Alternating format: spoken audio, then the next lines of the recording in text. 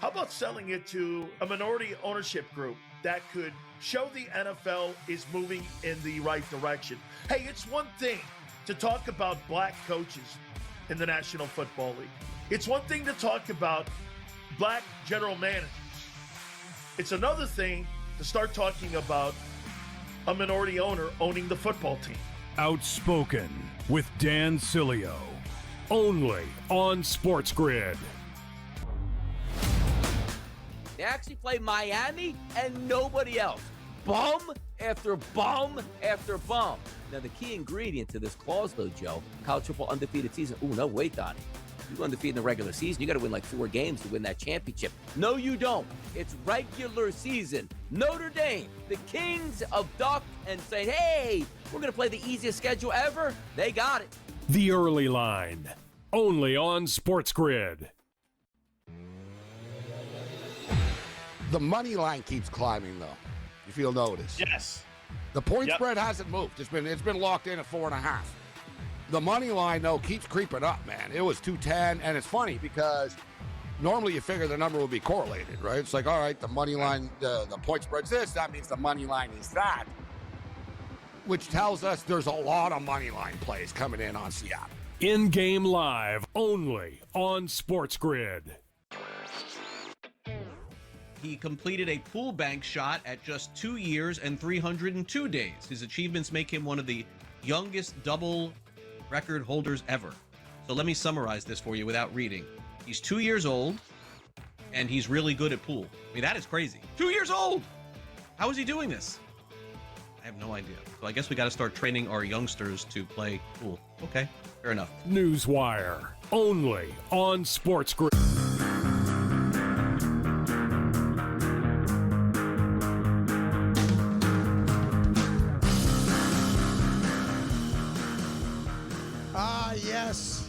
Yes. Welcome to another edition of the Craig Carton Show. My man, Tyron A. Johnson right there. Woo! Greatest Super Bowl ever played. Let's just say it the way it is. Arguably the greatest Super Bowl of all time. I know people want to talk about, wait, Craig, what about Pittsburgh, Arizona? Great Super Bowl. Oh, what about New England, Atlanta? Great. No. Yesterday was the best Super Bowl of all time. Because everything I said about the Super Bowl was right. It's about me today. Sorry, Tyrone. All right. You got the worst quarterback play you've ever had in a Super Bowl. You have Drake May in over his head, and you have New England trying to figure out what went wrong. I harken back to last week, the week before that, the week before that, and the week before that. When I told you, Tyrone, average football team, average quarterback can't win the Super Bowl. Yeah, well, I picked, just for the record, for people that might just be tuning in or if they're new. Yeah, you love New England, all over the Patriots. I picked the Seahawks loudly. When did that happen? Friday. Oh. A matter of fact, I picked him during the regular season, and producer Ethan, has still not apologized for ridiculing me. Well, you have a couple lunches, that's for sure. Yeah, but look, obviously not the greatest game ever played. No. To be fair, there's one guy in this country you can count on. It's me. I told you 27-13 Seattle. I mean, off by 2 points. I get both showcases. That's fair. Because that's how good my prediction was. And look, this just came down to the New England Patriots were a smoke and mirrors team.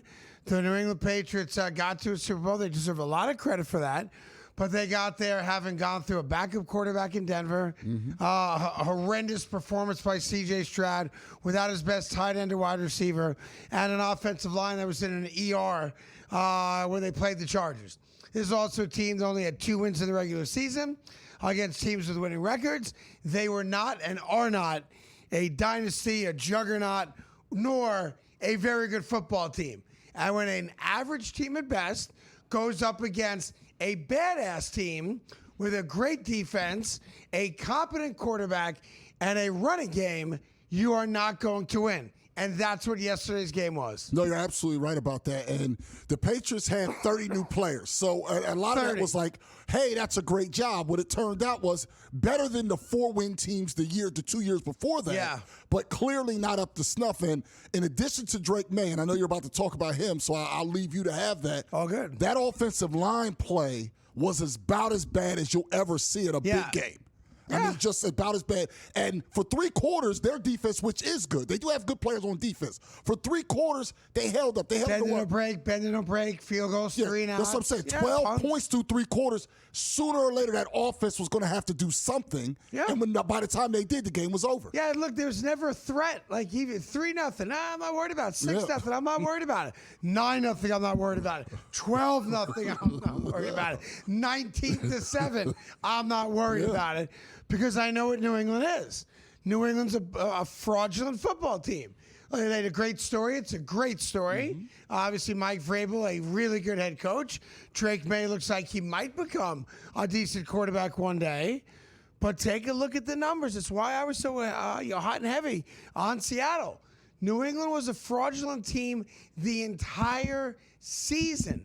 And anybody that doesn't see that is either a blind Patriots fan, which I totally get and respect, or just a liar.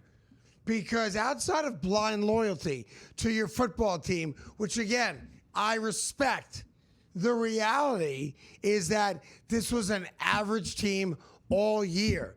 David can't beat Goliath if David don't have a rock. And yesterday, David was missing the slingshot and the rock because your quarterback stinks. Your left tackle stinks. Your ability to get 1 first down in the entire first half after the first drive stinks. This was not a good football team. They went up against a really good, competent football team, and that's why they lost. And also, I have to blame Vrabel a little bit and I think he's a good coach, and I think he's going to go on to do good. He's done good things so far. Maybe he goes on and does great things. But down 19. I don't think they're going back to a Super Bowl for a long time. For a while. So this is not a great football team. The Bills are a better team right now. The Miami Dolphins have a whole new regime, so God knows what that's going to look like without Tua. The New York Jets, I get it. Last place will be in last place again next year. I'm good with it. And then the tide's turn. But if you're a Patriots fan, let's be honest with each other. Let's have a moment here together. You're screwed. I think you need a quarterback.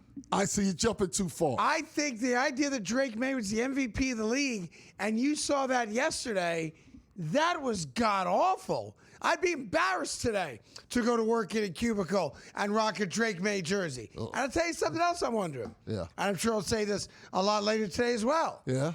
I wonder if all you Patriots fans are willing to go gay for May if you're straight again. I mean... that's how bad that performance was. You had millions of Patriots fans who are like, for May, I'll go gay. They're wearing shirts gay for May. Yeah. I thought it was great. I thought it was great. We knocked out homophobia in New England. You wake up today, I'm concerned. Yeah, see, they focused on the wrong thing. They got to get rid of a different thing in New England. But whatever. By the way, Ethan downstairs, a Giants fan, told me that he'd spread his legs apart for Dart. So everybody's going crazy now. He says in a heartbeat, still. I'm just telling you, be careful of life decisions you make based on an average quarterback. Because you got a couple million confused Patriot fans today going, I thought it was cool to be gay for me. Now look at this. Now look at this. My own friends and family are now taking shots at me. Yeah. Here, and I thought it was great when I went to the house, had a 6-foot sub, wore a nice rainbow shirt that said gay for me. Everybody high-fived me. They kicked me out of the house after that game. Well, of course they did. Yeah, well, what do you think? Of course they did. He was wretched. And I got people online, and I'm sure you're going to hear from. He threw for 230 yards. He broke the quarter record. The game was so damn far over. Now, right hold on real quick. The thing Tyron's talking about, there are self-abusive Patriot fans out there going, you shouldn't take a shot at Drake May. If you look at the stats, he set a Super Bowl record, a playoff record, for most yards passing in the fourth quarter of a playoff game. And they're supposed to did you see the first 3 quarters? Right. Did you see any other possession they had prior to garbage time? Slow your roll. Right, big time. And Vrabel, real fast, they're down 19-0. They score a touchdown. Yeah. So if you do 8, 8, and 3, you can tie the game. Your defense up until that point, it played pretty well. Instead, he kicks the extra point. So he takes a 3-score game and makes it another 3-score game. it makes me question Vrabel as well. We've seen Vrabel be good at Tennessee. 2-touchdown game. Right, but what I'm saying Instead is, of needing a touchdown field goal, you need 2 touchdowns. 2 touchdowns, still, right? It's still 2-score game. Yeah, sorry, 2 touchdowns versus touchdowns, right. Yes, you took a 2 touchdown. Which was a bad decision. Which was a bad decision by him, which makes me wonder. In Tennessee, he was good. He hit a wall. It does fundamentally him not being ready for that moment. And the team looking like they're not ready for that moment. Yeah. I have to look at Vrabel a little bit differently. Not that he's a bad coach, but I do. That was not a great performance. It was a bad decision. No one's going to talk about it because the way the game ended, the way the game was played. It was a bad decision for sure. I'm not sure why I just have a guy in his ear going, Coach, you go for 2 here because worst case scenario, it's 2 touchdowns. Best case scenario, it's a touchdown and a field goal. Right. That gives us a fighter's chance. Right, a chance. Yes, I think Mike Vrabel recognized we ain't scoring again. He's like, I got to keep it real. I got to keep it a buck with myself. We ain't scoring again. I want to give our kicker a chance to actually be on the field for a game and get in the stat book because have you seen this offense? We ain't scoring again. Maybe if that was his reasoning, fine. I want to get everybody involved. Yeah, you can say, listen, kid, you can say you kicked the extra point in the Super Bowl. Yeah. You can tell your grandkids Yeah, exactly about that. right. Now that guy's got nothing. All right, fine. Anyhow, we got a great show for you today. A lot of Super Bowl stuff. I thought it was interesting because there was so much talk before the game about the halftime show. Bad Bunny, we'll get into that. There's always talk about the commercials. I thought this was probably the least eventful commercial Super Bowl I've ever seen. Yes. Unless, of course, you're the guy that dropped $8 million on an AI.com commercial and then your site crashed. That guy's probably looking for a new job today. We'll get to that. We'll get to the Turning Point USA Patriotic halftime show and a lot of football. And I guess the question that needs to be asked now, if I'm doing sports talk radio in New England or the Boston area, is where do the Patriots go from here? Because it's a wrap. Sadly, it's a wrap. It is a wrap. The Patriots' little mini run ends at 1. Not 2. 1. 1.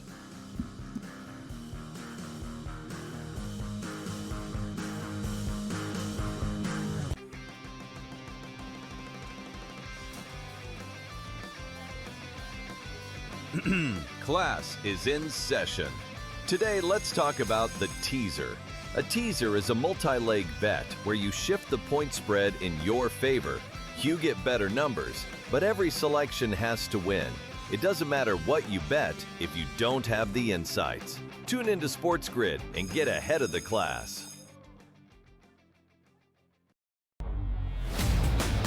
Can USA overtake Canada and get that gold, Joe? Absolutely, they can here. And ultimately, it feels like that is the 2-horse race. And I think ultimately, Canadians don't really care if their team competes in the luge or the bobsled, Donnie, or anything else. They just want that gold when it comes to ice hockey. And that is the only thing that's going to matter there.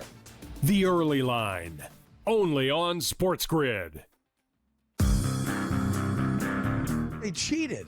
No, they're not saying Right? that. Well, they're not, but they're not really giving a reason on Kraft. The only two of the voters I've seen, maybe it's more, came out and said why they didn't vote for him.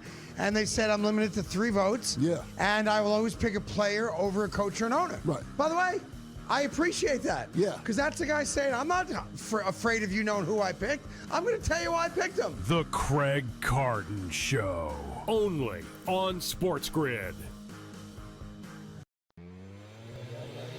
But I will say, at 4.5 and over, I've been with covers for 20 plus years now. I've been betting for a long time.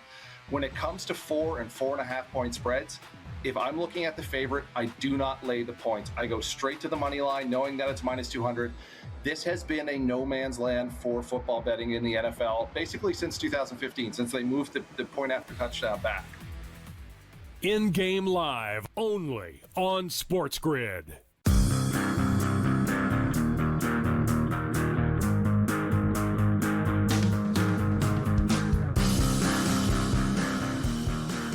All right, welcome back to the Craig Carton Show. Tyrone Johnson here. All right, so just a couple of the talking points we'll get through. Obviously, a lot of today is going to be Super Bowl related, as you expect. We'll get into all the other good stuff later in the show and probably later this week. MVP. You know, there's a lot of people out there going, I can't believe that they didn't give it to the Seattle Seahawks kicker. How does he not get the MVP? 5 field goals, didn't miss a single one. And I'm like, no, he wasn't their best player. He wasn't the most important player. No. He did his job very well, and I think he's probably the second choice if I was going to rank my MVP vote giving. But the obvious MVP was Kenny Walker. Yeah. Because Kenny Walker's the guy that single-handedly carried that Seahawks offense. Like, Sam Darnold was fine. Sam Darnold did make the big mistake that hurt them. And on that opening drive where they got the 3 points, Sam Darnold made 2 throws that I was like, whoo! Those were almost pick sixes, right? So I give their kicker credit. He did his job, and he did it very well. 3 kicks under 45 yards. Right. Maybe even a 4th one if I made my numbers wrong. No, the longest one was 41. Oh, it was 41. That was the longest. Yeah, so all 4 kicks, 41 and under, those are gimme kicks. Yeah. They should be gimme kicks, and I think they picked the right guy. Yeah, I mean, you're talking about a controlled environment where they're playing. Like, I understand it, but how did they get to field goal range? Kenny Walker. It was Kenny Walker. Like, for 3 quarters, he was their offense. Every big third down. Cooper Kupp catches, sure. Yes. Especially early. He had the one on the sideline, which may or may not have been a catch. Maybe Vrabel should have challenged it. Maybe it would have been worth it. Could have took him out of field goal range. Maybe early. But every time they really needed something, Walker was the guy. And he's the one, if you watch the game, that you noticed the most pop in the game. He was the best player. Yeah, now, obviously, JSN goes down. At first, they said a heel injury. Then it was a concussion protocol. Yeah. And he came back. I think he only had 1 catch after he came back. And obviously, they didn't need him. Yeah. But if you watch that game, the only look, I think Kenny Walker was the right choice for MVP. I agree. I thought he was their best player. Obviously, that last touchdown gets called back with the hold. It was actually a good call. Yeah. And that's right. That's the hole he went through. So you can't count that. And that obviously would have been a great capper for him. Rushed for 170 yards, right? Yeah. And be MVP. I think it's fair to say the second choice was the field goal kicker. But I have an interesting choice for third. Okay. I think their punter was awesome. He really was. Like, anytime you thought, okay, 1-score game, New England's got the ball, fluke play, right? Pass interference call, something's going to happen. New England could actually take the lead at 1.76, right? Yeah. And that punter, that son of a gun punter, twice inside the 5. Yeah, twice inside the 5. Another one, 3 total inside the 20. I mean, he was really good. Has a punter ever been MVP? Probably not. Probably not. He was my third choice anyway. No. Yeah, wait a minute. But there were, you went too far, though. Like, as far as him being the third choice. He was really good. Who would you pick ahead of him? That Byron Murphy guy. Byron Murphy.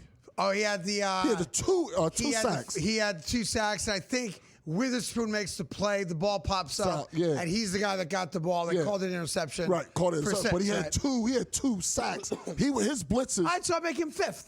Okay, I will say 5th. There's no doubt, though, if you watch the game, and I know some people were in and out when it got later, he was a huge factor in the game. Every time he pinned them deep, I was sitting there going, well, New England's not going to be able to score, and they couldn't block well enough to get chunk plays. So let's go over this. So the MVP for the Super Bowl, we agree that Kenny Walker's won. Yeah.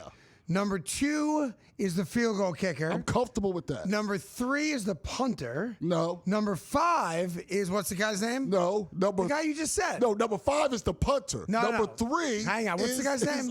Is Murphy. Brian Murphy. Yeah. All right, so we're missing number 4. I have an obvious number 4. Who's that? I think Drake May's probably number 4. You can't without do it Drake May's fumble and 2 picks, including the pick 6.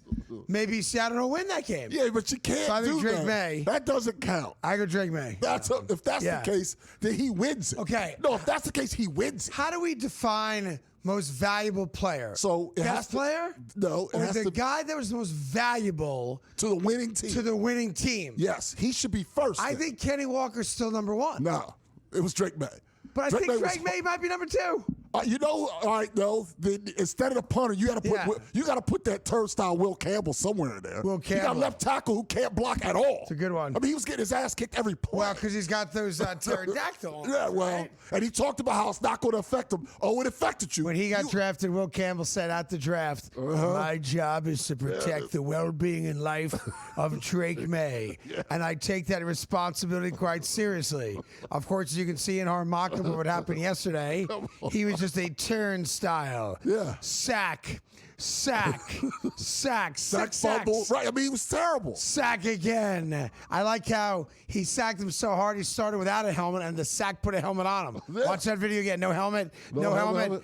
Bang, helmet. He put it on his head and took him down. He didn't want to get penalized, so he put a helmet on him and take him down. Like, it was, no. Yeah. Like, Drake May was bad. And Drake May stunk. It's not a comma, that's a period. And let me just say this. Yeah, but that because offensive line. I have a heart. I have great empathy for others. Okay, I do. Okay. As a human being. Yeah. I feel for Drake May. He's not arrogant. He's not cocky. No, he's not. He's not like one of those like rub it in your noses kind of guys.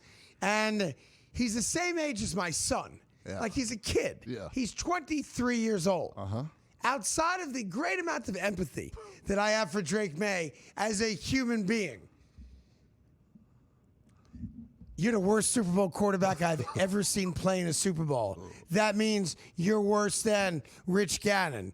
You're worse than Kerry Collins. Whoa. You're worse than Rex Grossman. Who is the Chargers quarterback the year they lost to San Francisco? Stan Humphries. You're worse than Stan Humphries.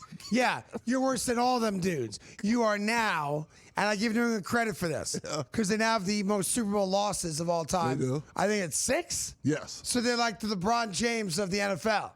Get to a big game, can't win it. Can't win it. Sorry. I mean, this is unbelievable now. How the pilot on it has gotten. I still think, and Drake May at least stood like a man. And I'll do you one better. Oh, I'm no longer counting that first Patriots Super Bowl either. That's like the COVID championship. Wait, that against LeBron the Rams? Won. No, the one where they beat the Raiders with that was the Rams. Yeah, I don't count that one. Rule. Taking that one away too. Yeah, no, that's true. The Raiders should get that one. The Raiders get that one over the Rams, and they take away. I agree 100%. Oh, I'm good with that. You can take the Eagles one too from the Spygate. Take that one away too. Take that one away too. Take that one away I might take them all away by the time I'm said and done. Yeah. And now here's the real problem for Boston. The Red Sox stink. All right. The Celtics lost by 30 to the Knicks in Boston yesterday, and the Bruins have never been good. It's a wrap for Boston sports.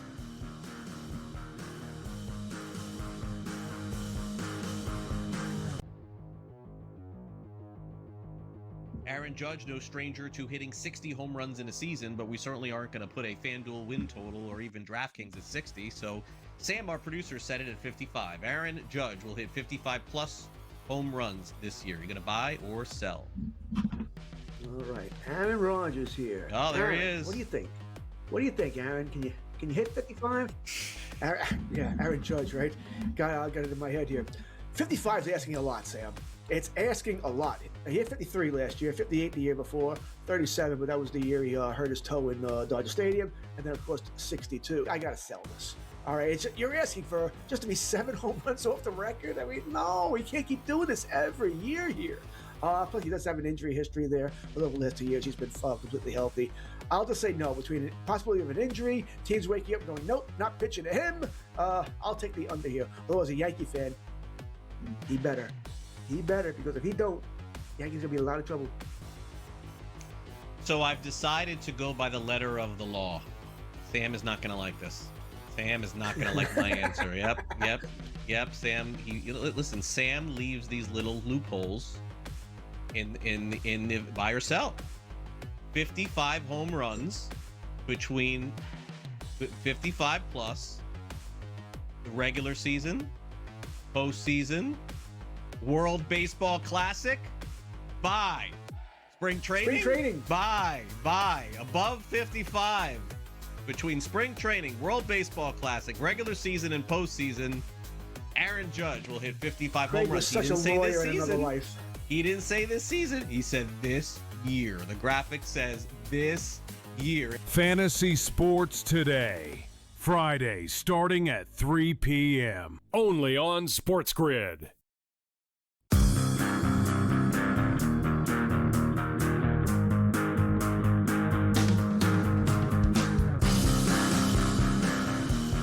All right, welcome back to the Craig Carton Show. Short segment, so good time to bring up the other issue with the Super Bowl that everybody's talking about. That, of course, is the halftime show. Yeah. Now, I don't know anything about Bad Bunny going into it. I was upset that he said he'll never perform on American soil again. I was making the opportunity a pre-Super Bowl about politics and ice and all that stuff. But I watched it. I told you I was going to watch it. Yeah. I'm not one of these guys that starts turning the channels in the Super Bowl, trying to find other events. And I know the TPUSA event apparently had a very nice online streaming audience, like maybe 5 million people, which is a lot of people. There's an audit going on from other people on the right that say, reported say right? it was less. Yes. All right. Yeah. So whatever it is, all good. I'm a big country music fan, but I believe the Super Bowl is sacred. And I don't turn the channel during the Super Bowl, regardless of what the halftime show is. Uh-huh. So I watched it. Yeah. Now, I watched it, to be fair, going into it with a negative feeling about it. Okay. So full transparency.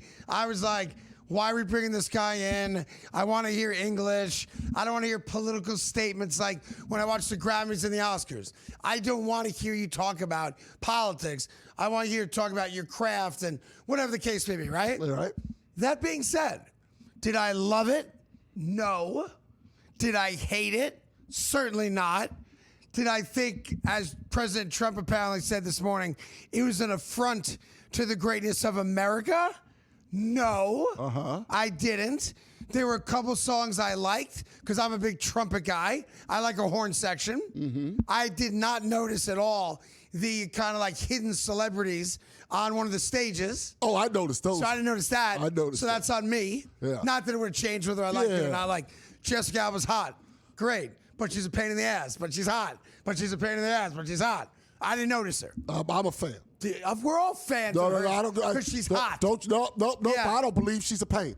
I believe that woman is low maintenance, that Jessica Alba. I've met Jessica Alba. I've done a one-on-one with Jessica Alba. Very low maintenance. And while she did tell me I was hot, pain in the ass, high maintenance. That's my guess. It's my guesstimate on that. I know it's a dream of yours. Recently divorced. I know it's a dream of yours. No, I'm a married man. Maybe the fact that she's divorced, maybe now she's less miserable. That's it. Anyway. Yeah. So I'm a big Lady Gaga fan. It was all right. Not her best performance of all time. I do know the song Dame la Gasolina. So I heard a little 5 seconds of that. Yep. I was like, I know that song. Yeah. Dame la Gasolina. Say that a lot. Yeah. I would say the halftime show for me. C+, B-. Didn't hate it, didn't love it. All right. Higher for me. I did recognize. Well, Jessica Alba was the one I. Can I just say one other thing about it? Why I probably lowered it by half a grade, if I'm being honest with myself. Yeah. There was one scene by a pickup truck where two guys are getting it on. Yeah, I didn't notice that. I don't know. Or they buy the pickup truck or in the pickup truck. As much as New England fans who are gay for May, that guy wasn't. Okay. Now for me. And again, to each their own. Right. I just didn't need two grown men grinding on each other outside of a pickup truck. All right. Well, you left out a couple of highlights for me. Karol G, and I liked her. Cardi B, liked her. Yeah, but they didn't perform. Yeah. They weren't singing. It's a show. It's not just I'm watching. You couldn't see them that well. Well, I saw them. Okay. There was a wedding from fans. They had asked. That was real. To go to that was a real wedding. Okay, I heard that. So the real wedding that happened during. Yeah. Okay. I liked a lot of that. He was wearing the jersey of his uncle who played football before. Okay. I like that touch. Okay. All right. I thought visually when the way they did the cinematography was tremendous. Oh, now you're a cinematography expert? Any show. No. Yeah. I liked it. I liked it. Yeah. I liked it. You liked it. I liked now that. Now you're Scorsese all of a sudden. Yeah, a little bit. You know, I thought the cinematography was shot really well. Well, it's a show. You want it to be shot well. I liked how they had the one man with the camera and the gimbal. It was fantastic. There was more movement than Kendrick Lamar. It was I thought it was tremendous. I think he put on a much better show than Kendrick Lamar. That's the whole did. point. That's part of doing the show. That. In and out. Yeah. He didn't wear a dress. I like that. Apparently, he never has. Okay. That's just it was a made-up thing. Yeah. Also, Lady Gaga, you know what I liked about Gaga? Go. She was extremely happy. She's not jaded. She's been the headliner before. Yes. She was extremely happy to be out there. Yes. And for my age group, Ricky Martin coming out is huge. Well, I always knew you liked Ricky Martin. I'm not you're not going to trap me and make a joke out of that. I'm a Ricky Martin fan. Of course I am. I knew you liked the Ricky Martin. At my age, you got to be a fan of Ricky Martin. It was great to see Ricky Martin out there. It was great to see Ricky Martin out there. Yes. Yeah. Is that right? Living La Vida Loca happened right around when I'm graduating high school. It was great to see Ricky Martin out there. I'm glad he's doing well. Yeah, I'm glad he's doing well, too. Yeah, it was good to see Ricky I mean, Martin. we all like to live in La Vida Loca. Living La Vida Loca. Were you upset that George Michael wasn't out there? Oh, he's George dead. Michael has passed away. Yeah. No. And I'm not. You're not going to trap me there. I'm not, because it's going to come up later on. Big George Michael fan. As am It's going I. to come up later Well, on. I told you I have Lil Wayne redoing Careless Whisper right now. Tremendous. I thought the halftime show was fine. It's not End America. It was not offensive. I thought it was good.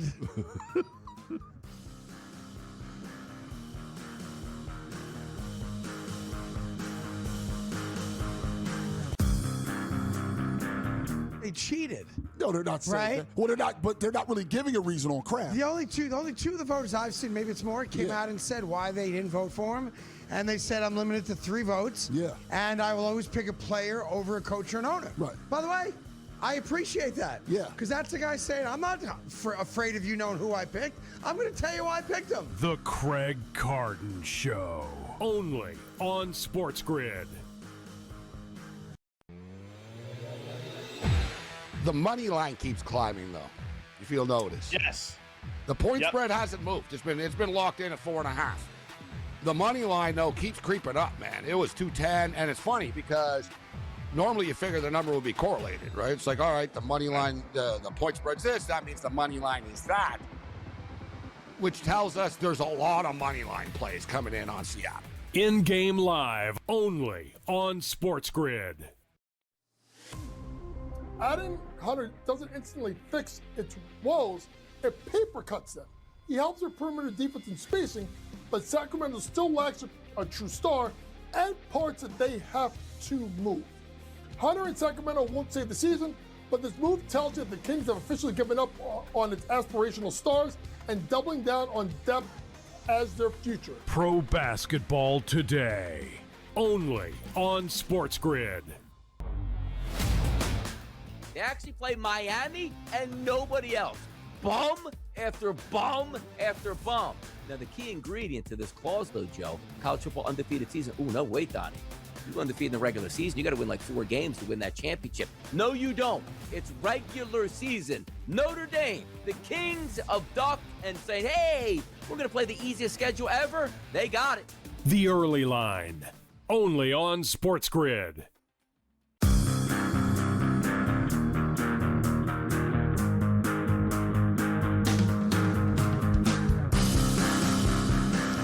Yeah, by the way, the excuses they're making now in New England, and I knew this was going to happen because Patriots fans just can't eat a loss, an embarrassing loss. They're now putting out reports because Drake May was asked after the game, I guess. I didn't see it, but I've read about it. Yeah, he was. That he took some type of, Toradol shot in his throwing shoulder before the game. Mm-hmm. Is the side effect sucking? No. No? It's not. So stop using it as an excuse, please. Yeah. I watch all these commercials for I don't know, GP, Are You With Me 1? What's that stuff people are taking? GLP-1. Whatever. GLP-1. GLP-1. There was about 70 commercials about that. Yeah, GLP-1. And there's always side effects are nausea, stomach aches, headaches, cancer, suicidal thoughts, your wife might leave you, gout, cancerous legionomas. And I'm like, why would I ever take that? Right? That apparently if you take a Toradol shot before it's Super Bowl, side effects are you can't play quarterback, you underthrow people, you overthrow people, you throw ahead of people, you throw behind people, you fumble the ball when touched, you throw bad interceptions, you throw pick sixes, you take a lot of sacks. Your quarterback rating in the postseason is literally negative. You are not a good quarterback. So I ain't taking no Ozempic if I got a flag football game that week. I'll tell you that right now. Yeah, that's right.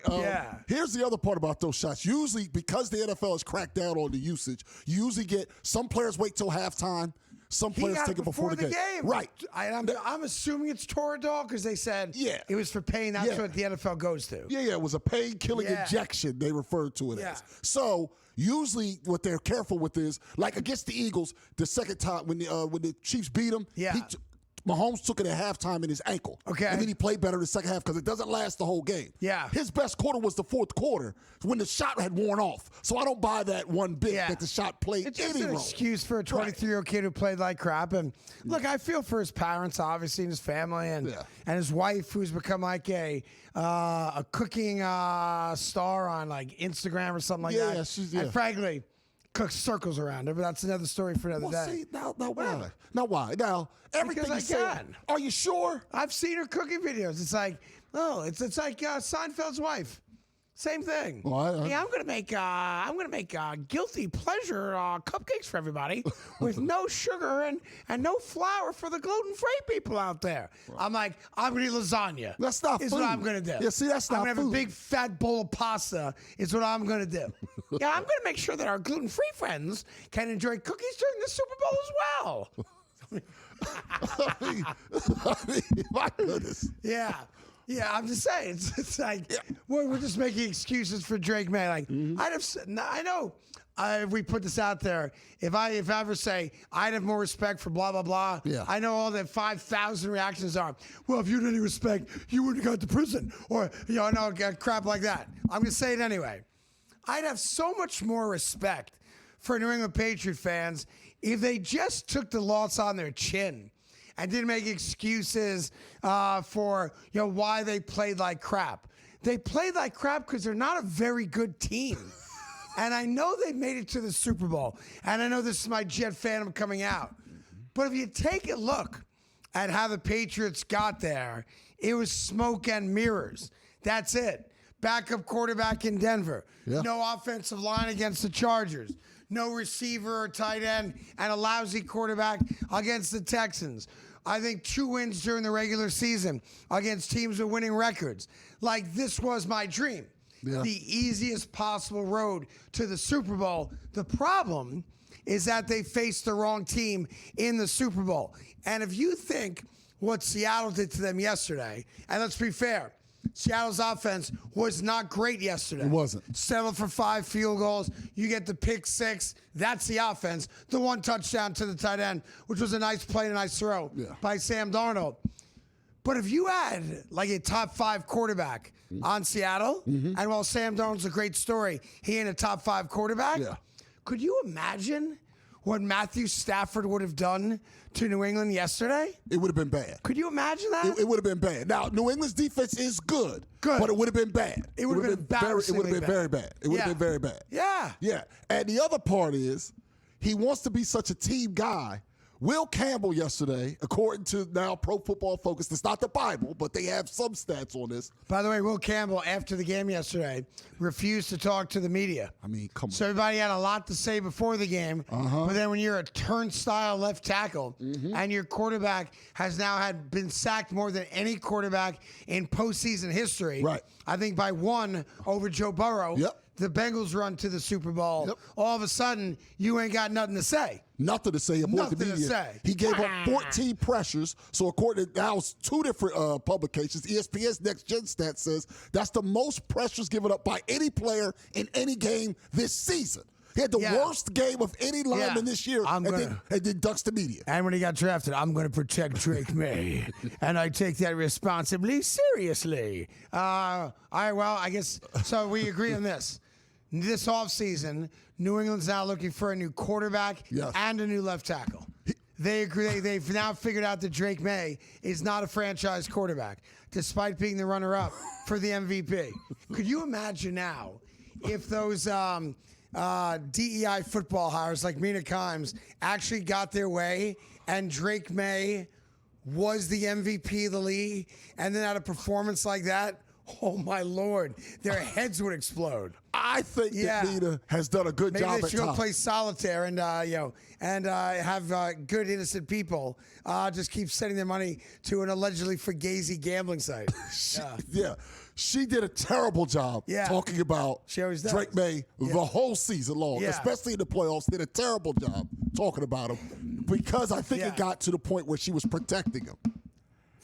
Do you think Drake May needs Mina Kimes to protect him? That's what she was doing. I guess. Did he need it? Or did you see the game? Kind of. Yeah. Kind maybe. And then, of course, final thing on the Super Bowl. At least for me, if you have other stuff I didn't get to, by all means, next break, we'll bring it up. But I guess final couple things. Yeah. Number one, I thought Charlie Puth did a great job on the anthem. I agree. Did a really good job. It was good anthem. I would make the argument behind Chris Stapleton and Lady Gaga. I got to think about this. I want to make sure I'm not overlooking an obvious answer. Well, you are. No.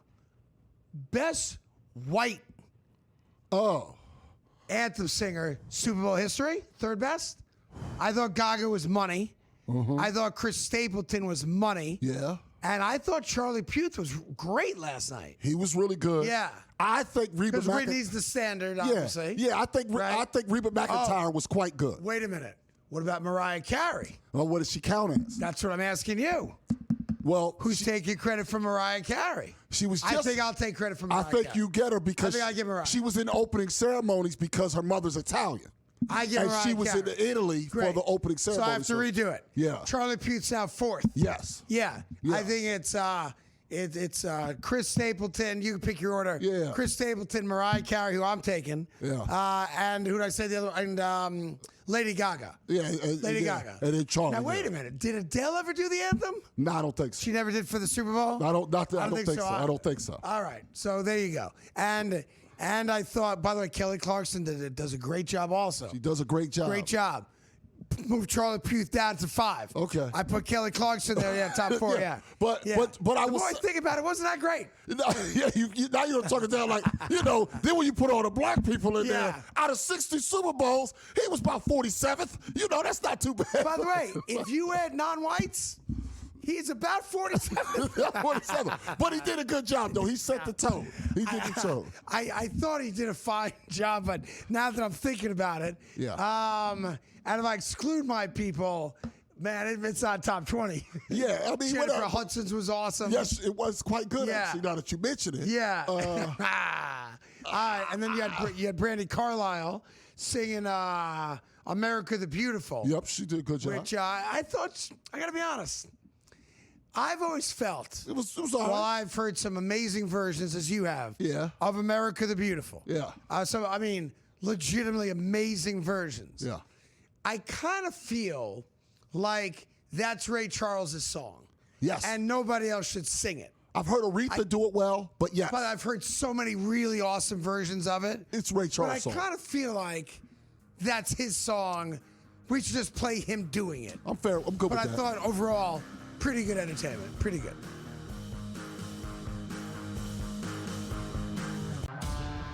How about selling it to a minority ownership group that could show the NFL is moving in the right direction? Hey, it's one thing to talk about black coaches in the National Football League. It's one thing to talk about black general managers. It's another thing to start talking about a minority owner owning the football team. Outspoken with Dan Cilio. Only on SportsGrid. Aaron Peterson right now is minus 300 to be the top pick in the NBA draft. And anybody that saw the game on Saturday, you saw his vicious dunk and you saw his explosiveness, and he hung 18 points up on the board in the first half. Right? What did he do in the second half? Ask Bill Self. Why did he come out of the game? What did Bill Self say? I don't know. Ask him. This is where we're at right now. In-game live only on SportsGrid.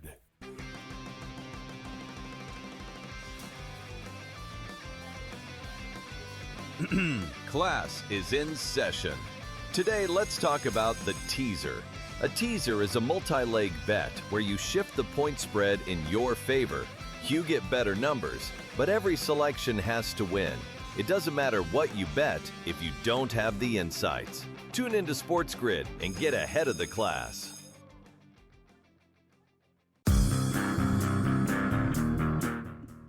David Tyree. Oh, wow. The 2008 Giants win against the New England Patriots, and the Tyree catch of the Plaxico Burress game-winning touchdown. That was the only other time in Super Bowl history where the betting public won money. Wow. How about that? Wow. The Craig Carton Show. Only on SportsGrid.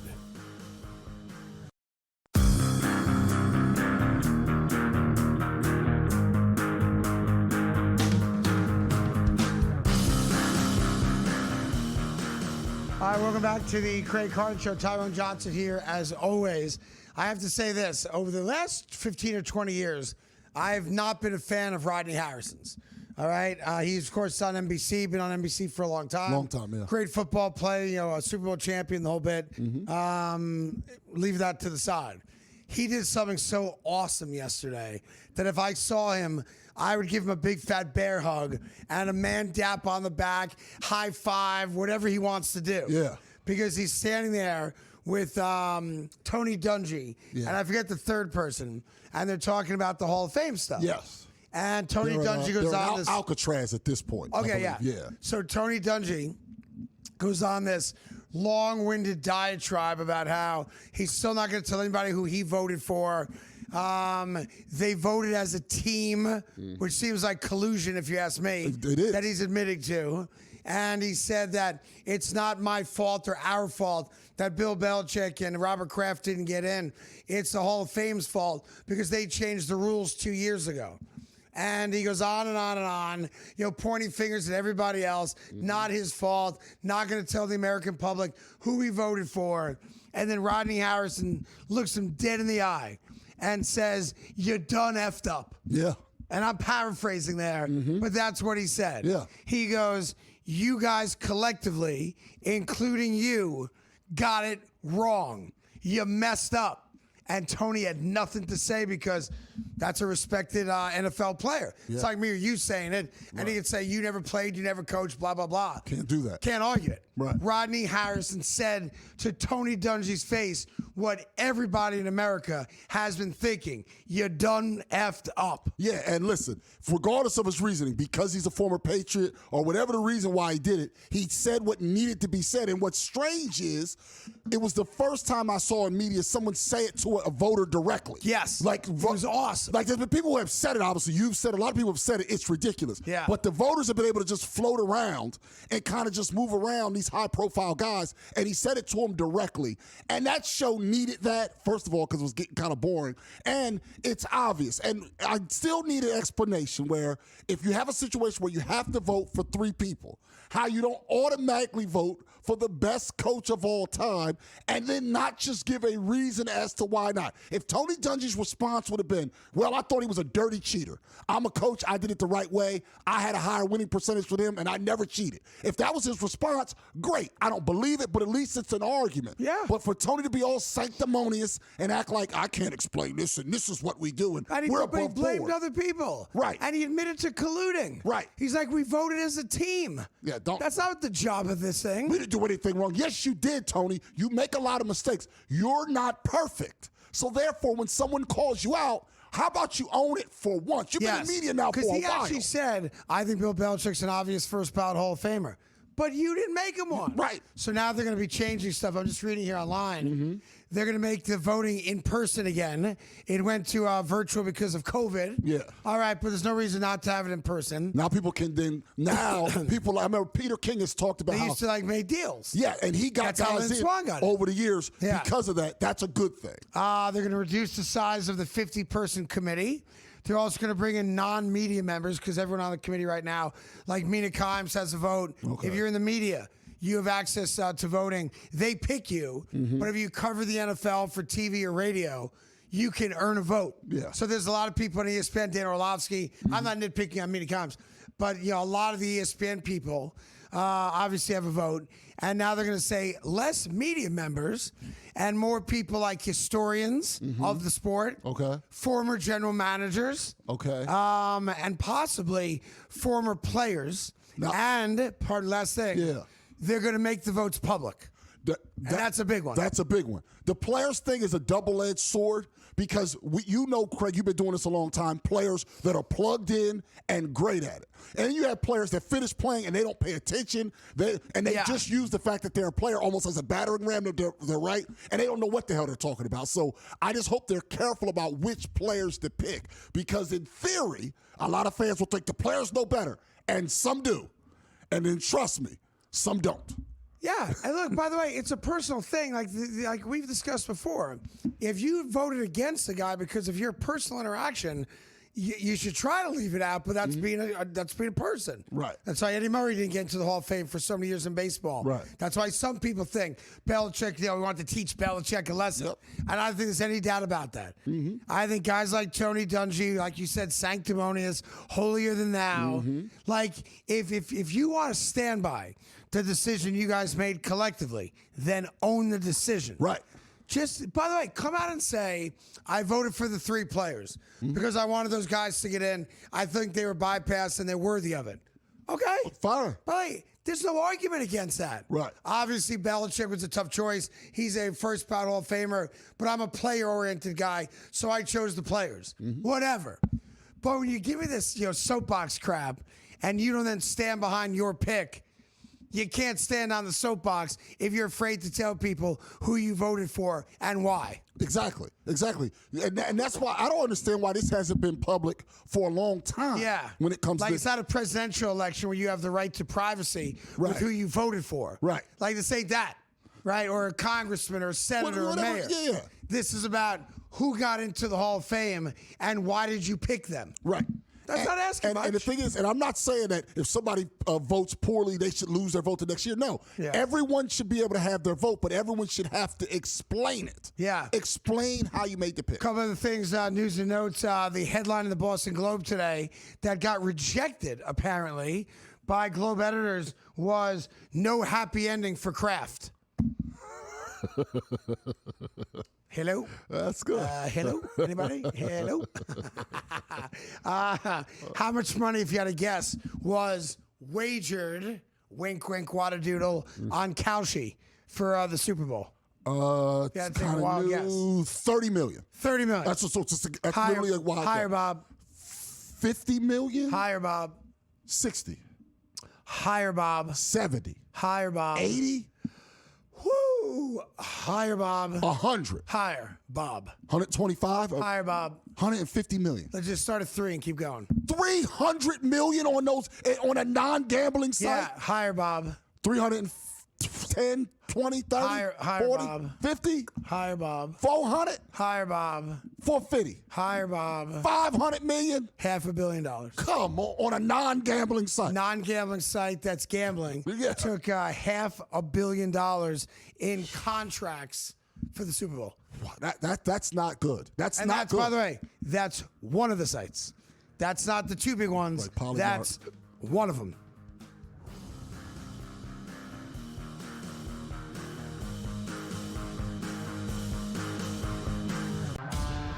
How about selling it to a minority ownership group that could show the NFL is moving in the right direction? Hey, it's one thing to talk about black coaches in the National Football League.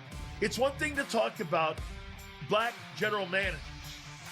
It's another thing to start talking about a minority owner owning the football team.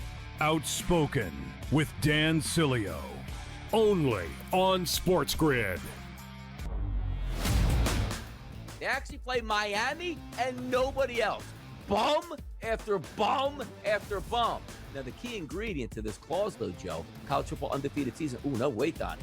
You go undefeated in the regular season, you got to win like 4 games to win that championship. No, you don't. It's regular season. Notre Dame, the kings of duck, and saying, hey, we're going to play the easiest schedule ever. They got it. The Early Line. Only on SportsGrid.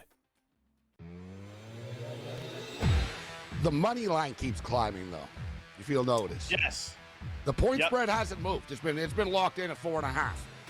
The money line, though, keeps creeping up, man. It was 210, and it's funny because normally you figure the number would be correlated, right? It's like, all right, the money line, the point spread's this, that means the money line is that, which tells us there's a lot of money line plays coming in on Seattle. In-game live, only on SportsGrid. He completed a pool bank shot at just 2 years and 302 days. His achievements make him one of the youngest double record holders ever. So let me summarize this for you without reading. He's 2 years old, and he's really good at pool. I mean, that is crazy. 2 years old! How is he doing this? I have no idea. So I guess we got to start training our youngsters to play pool. Okay, fair enough. Newswire, only on SportsGrid.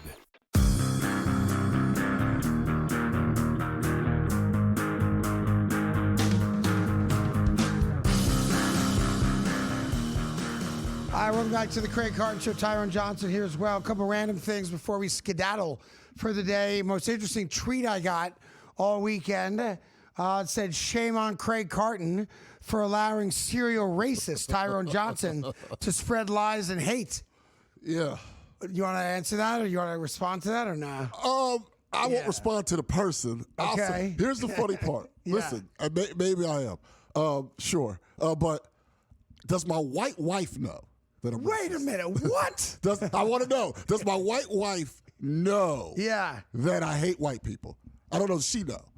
I'm just wondering. It's a great question. I don't know what he I'll say this: if you're a black guy accused of being a racist, and you married a white woman, it pretty much ends the conversation, doesn't it? It makes it harder. I feel like unless you did it to just further hide your racism. Which would be wow. That's like, a commitment to racism, like right now, there. I remember one time I had to say to her, like, if there ever was a race war. Yeah, you're on your own. Like, no, I mean, like, listen, we stick together for a while. Yeah. But at some point, it might be me versus you. So I gotta part ways with you. Yeah, I thought that was an interesting one I got. Yeah. From the weekend.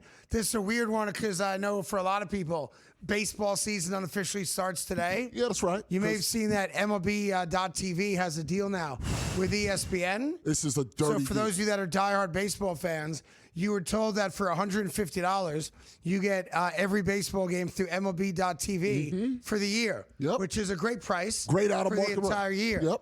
What they didn't tell you is that you also have to pay ESPN Unlimited $30 a month. So your $150 just became $510. Right. Yes. I mean, that's for unbelievable. the games that air through ESPN. Yeah, that's such a dirty deal. And this is the thing. Is anything left for the fans? No. I understand that it's capitalism and money. I understand all that, and I'm not like a communist. I'm not against. I'm not a socialist, anything like that. Yeah, you're bordering on. But I am not. But at some point, can something still be for the fan? Yeah. Something. Anything. Look, it doesn't seem that way. As long as they can get our money, they come and take our money. And commercial-wise, I thought Dunkin' Donuts probably had the best commercial. I agree. With the remake of Good Will Hunting. I agree. Without Matthew Damon. Yeah. And a lot of those like 80s into 90s stars like Urkel. Our friend Tiffany Thiessen was in it. Tiffany Amber Thiessen. Was in it, yeah. I thought that was very well done. Yeah. I like the polar bear commercial. Yes. The Coke polar bear. Wanting Pepsi. Yeah. I thought that was pretty good. The Benson Boo, Ben Stiller one. I don't know the product anymore. Where Ben Stiller did the flip and fell, but I don't know. Cute. But I don't know laughed out loud at that. But I don't know what the product is. I have no idea what the product Yeah, I is. lost the product. Yeah, it's a good point. Yeah. Watching him flip and then fall. I always think like if you were a Martian that came down on a UFO. Yeah. And your first exposure to us as a society was the commercials during the Super Bowl. You would have thought that America has 3 interests and only 3 interests. Yep. AI, Yep. crypto, and Ozempic. Yep. And that's it. Yeah. That's it. Yeah. That's it. Pretty much. Yeah. Pretty much all you got. And there are some people that say that it's an indicator for the economy. In a good way or a bad way? In a bad way, unfortunately. In a bad way. The less diverse the industries are, you didn't see video games, you didn't see movies, that many movies, things like that. Yeah. It generally means that it's not good for the economy. Yeah, I was trying to figure out, I guess there's a movie coming to Netflix. I couldn't quite figure. Yeah, that looked cool. With Brad Pitt? Yes, that looked cool. Is it Couldn't quite figure that Tarantino? out. It had a Tarantino-esque feel. Yeah. It showed like a couple Tarantino references in there, but I don't know. Yeah. I couldn't really figure it out, but I guess it's coming to Netflix. I'll watch it because it's Brad Pitt. I'm a fan. Yeah, I'm a fan of Brad Pitt's also. So I'll watch it. And then the last thing commercial-wise, there was a commercial for AI.com. They spent $8 million on the commercial. And if you went to the site, and that's the whole idea, see the commercial, go to the site. Right there on your phone, boom. Even to this morning, the site was still crashed. So I would think that's a waste of $8 million, no? Absolutely. And now that I'm at the site, if you hit start, you have to give them your Google information. Oh, so I mean, I can't. You're not getting my. I don't know who you are. Yeah, I'm not logging into like that. Right. I always thought like The greatest commercial that's never aired. That if I could get a bunch of people put together $8 million. Yeah. I would do it for like an OnlyFans account. Can you recoup it though? Easily. Like out of like 3, 4, 5, 6 hot girls wearing the respective NFL jerseys. And I would say something like, if you don't want to watch Bad Bunny, come watch us. And I would think that would blow OnlyFans up. Even more. As it's a pay-for service, right? Yeah. So you go there, 6 hot girls in your football jerseys, which is the sexiest thing of all time, and 15 minutes with us. As opposed to Bad Bunny, I would have made the $8 million back threefold. Yeah, you probably Have would. yourselves a great day. Thanks for watching. Baseball season starts tomorrow on The Carton Show. And some hoops.